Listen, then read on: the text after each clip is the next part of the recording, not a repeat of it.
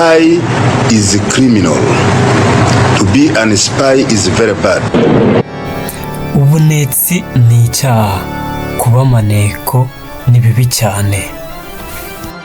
Nyuma yo kukubwira amateka ya Rudahigwa n'impamvu yabaye intwari, twakomeje na dosiye zacu z'ubutasi, aho tugiye gukomereza ku butasi bwa gisirikare n'ubutabera bwa gisirikare, ibizwi nka military intelligence and military justice. Mu gihe cy'intambara, ubutasi espionage bifatwa nk'igikorwa cyemewe ku rugero runaka, kuko ibihugu byinshi byemera ko impande zihanganye zigerageza gukusanya amakuru ku ngabo n'imyiteguro y'urundi ruhande kugira ngo ubutumwa bw'ubutasi bugerweho neza.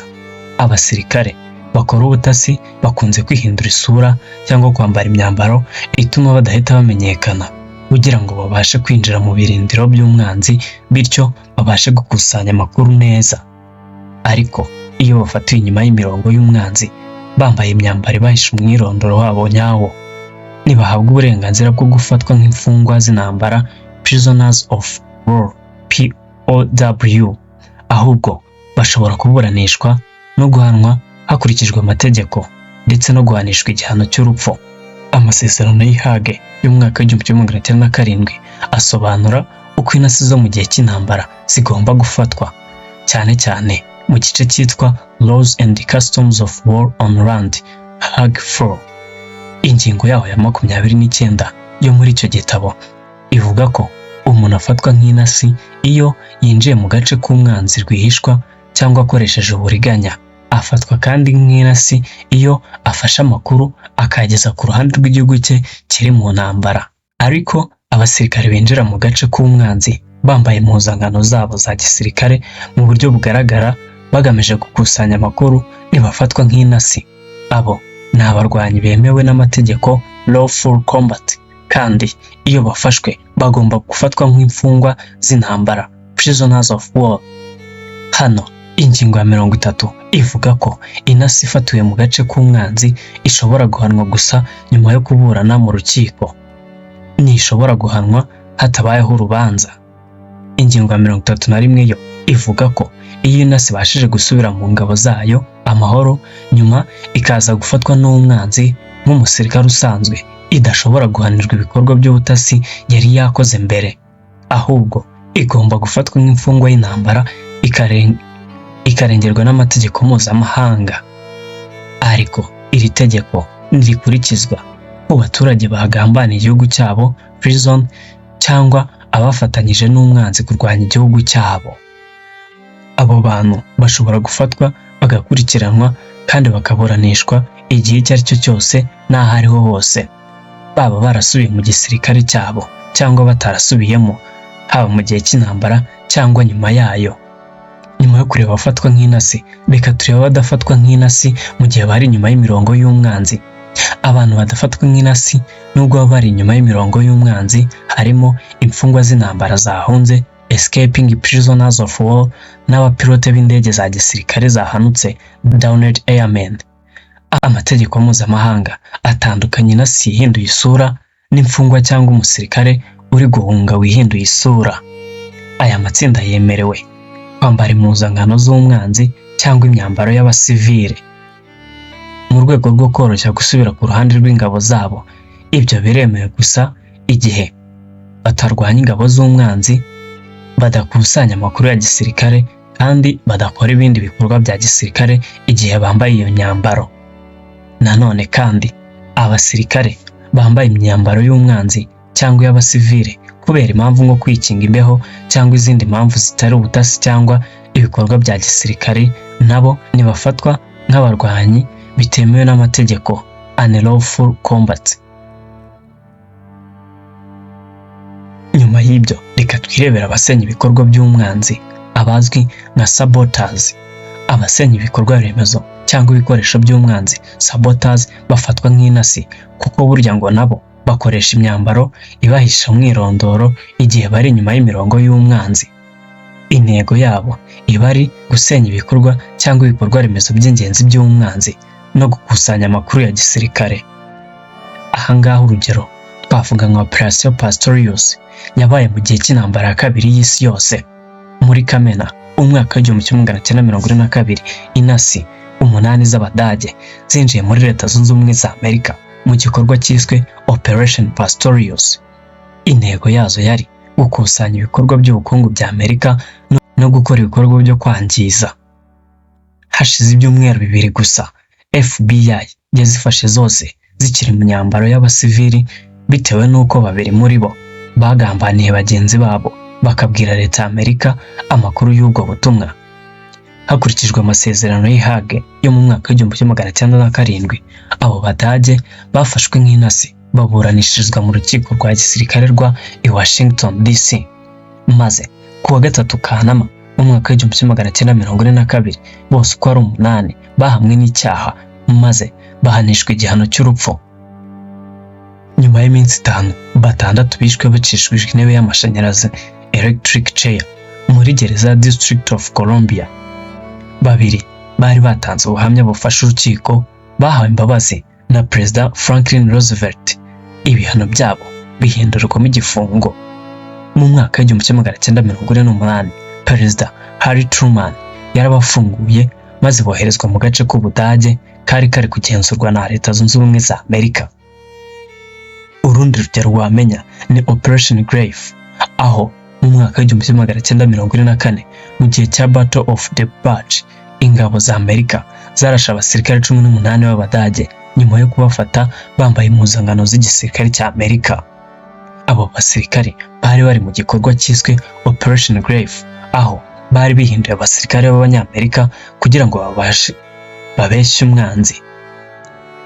Muri Kamena mu mwaka w'1945 nyuma y'uko Ubudage butsinzwe bukigarurwa n'ibihugu by'abanyamuryango Allies, ingabo za Amerika zacishije urubanza abantu 6 barimo abasore 2 b'Abadage bafite imyaka 16 na 17 bazira ubutasi bakoreye ingabo za Amerika mu minsi ya nyuma y'intambara ya kabiri y'isi.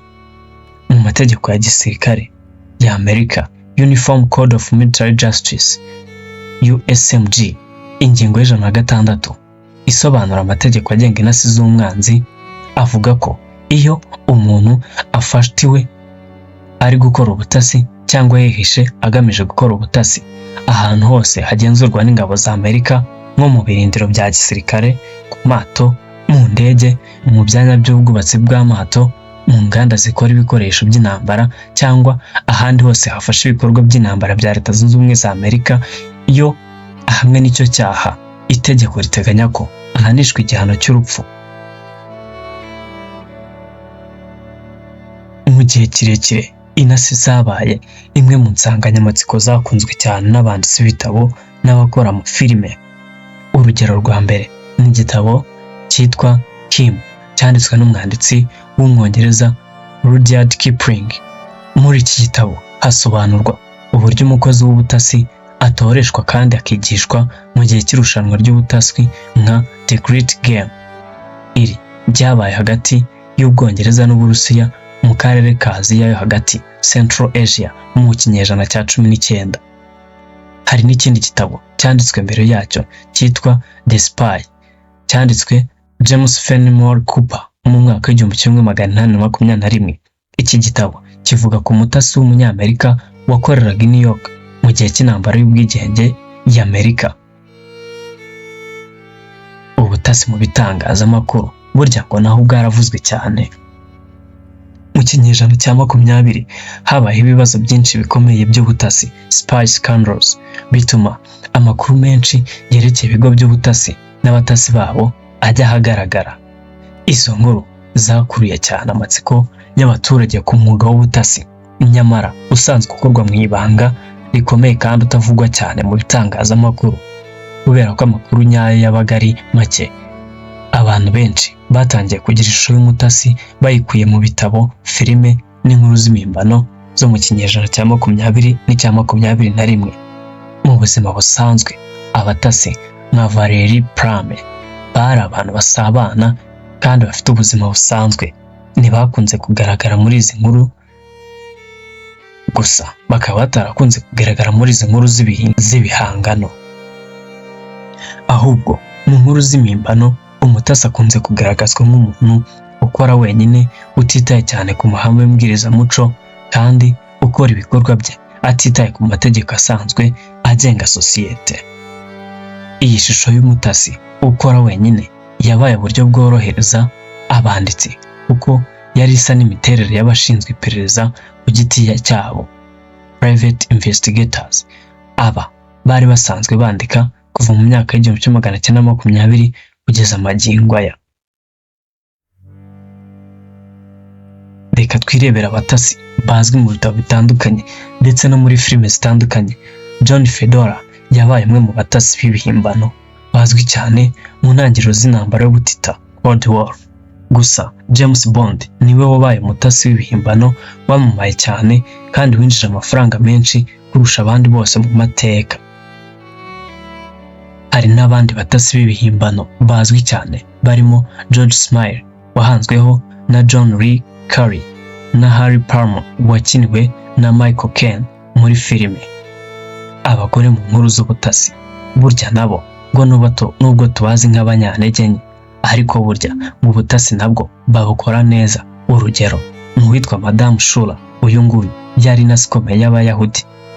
Kubera ko inkuru z'ubutasi zakunzwe cyane, abandi banditsi nabo batangiye kwandika inkuru zigaragaza abagore b'intasi nk'abakinnyi b'ingenzi. Urugero ni igitabo The Barons cyagaragazaga ibikorwa byinshi by'intambara n'amashusho arimo imibonano mpuzabitsina kurusha inkuru nyinshi zari zisanzwe zivuga ku butasi n'abagabo. Ubutasi mu mikino ya video ngo bitewe n'uko inkuru z'ubutasi zabaye nziza zikaryoha zikagaragaza ibigwi bitandukanye, ngo abahanga bahisemo kuzikoramo imikino ibizwi nka video game.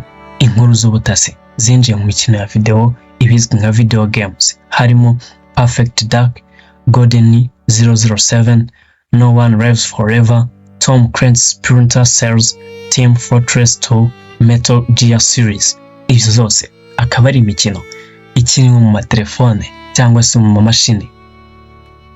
Ubutasi ngo mu nkuru zisetsa naho bwagiye bukoreshwa, aho ubutasi nabwo bwakoreshejwe mu nkuru zisetsa. Urugero Get Smart, ikiganiro cya televiziyo cyo mu myaka y'1960. Iki kikaba cyaragarukaga bunasi. Filime yo muri Finland Agent 000 cyangwa se 000 and the Deadly Curves yo mu mwaka w'1983 na filime eshatu za John English zigaragaza umutasi utazi neza akazi ke kandi ukora amakosa menshi. Hari kandi filime Spies Like Us yo mu 1985 ivuga ku bagabo babiri badafite ubushobozi buhambaye boherejwe muri Leta Zunze Ubumwe z'Abasoviyete gukora iperereza kuri misile. Igitabo cy'amateka The Emperor and the Spy kivuga ku buzima bwuzuye ibikorwa bitangaje bwa Colonel Sidney Forrester Mashbury wo muri Leta Zunze Ubumwe za Amerika mu myaka y'1920 n'umwaka w'1930. Mashbury yagerageje gukumira intambara hagati ya Amerika n'Ubuyapani. Nyuma y'uko intambara itangiye, yabaye umujyanama mukuru wa General Douglas MacArthur mu bikorwa bya gisirikare byo mu karere ka Pacifique mu gihe cy'intambara ya kabiri y'isi yose.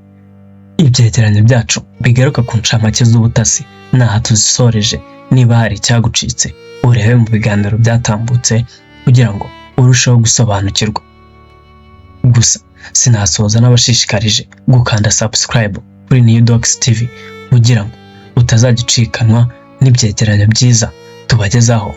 Uko ubutaha noneho tugiye kwinjira muri operasiyo zikomeye zagiye zikorwa n'abatasi zamenyekanye cyane ku isi hose. Bifurije kugira ibihe byiza, mwakoze cyane. Uwo wumvaga yari Claudius. Spy is a criminal. To be an spy is very bad. Ubunetsi ni icyaha, kuba maneko ni bibi cyane.